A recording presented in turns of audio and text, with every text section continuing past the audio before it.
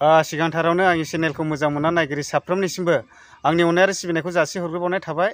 दायो आङो मोनसे भिडिअ लानानै फैफिनदों जाहैबाय, बेनो जादों दाख्लै बावैसो जानानै थांनाय जिथुनाखि सानै लाइमोन सेंग्राफोर जोंनि परबतजरा गामियाव बाइकजों एक्सिडेन्ट जानानैहाय थैफैनाय।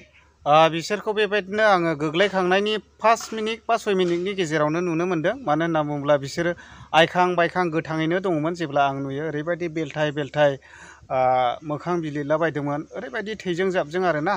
ओमफ्राय आं भिडिअखौहाय देखायनो सानदोंमोन, मानो होनना बुङोब्ला माखासे इउटुब कमिउनिटि गाइडलाइन बायदि हिसाबै आङो भिडिअखौहाय क्लियारै इउटुबाव दिन्थिनो हायाखिसै। बिनि थाखाय सरि बिनाय थाबाय आरोखि ना।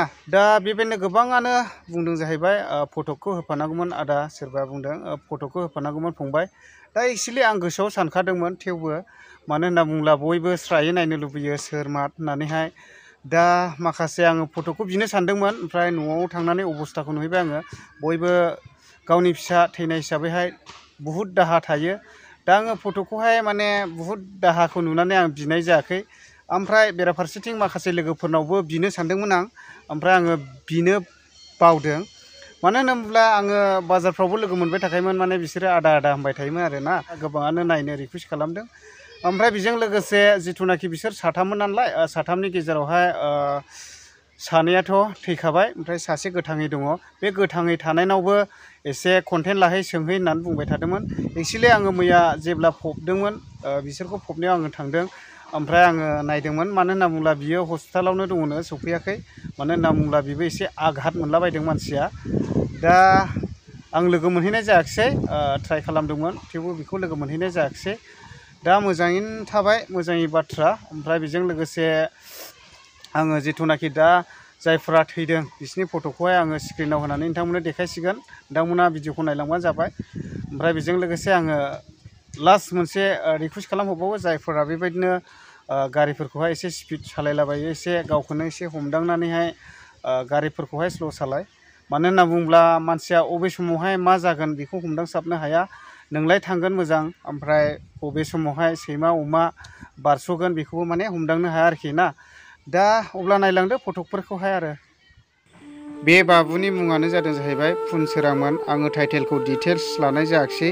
आरो बियो बेबायदिनो खयला मयला हाइ स्कुलाव क्लास 9आव फरायगासिनो दंमोन। न'आ बिनि बेबायदिनो चिरां डिस्ट्रिक्ट खयला मयला BCDCनि सिङाव थानाय चौधुरिपारा गामिमोन।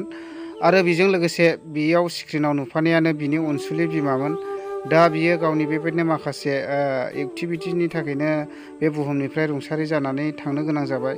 माखासे बेबायदिनो गावनि बेबहारनि थाखायनो आरोना।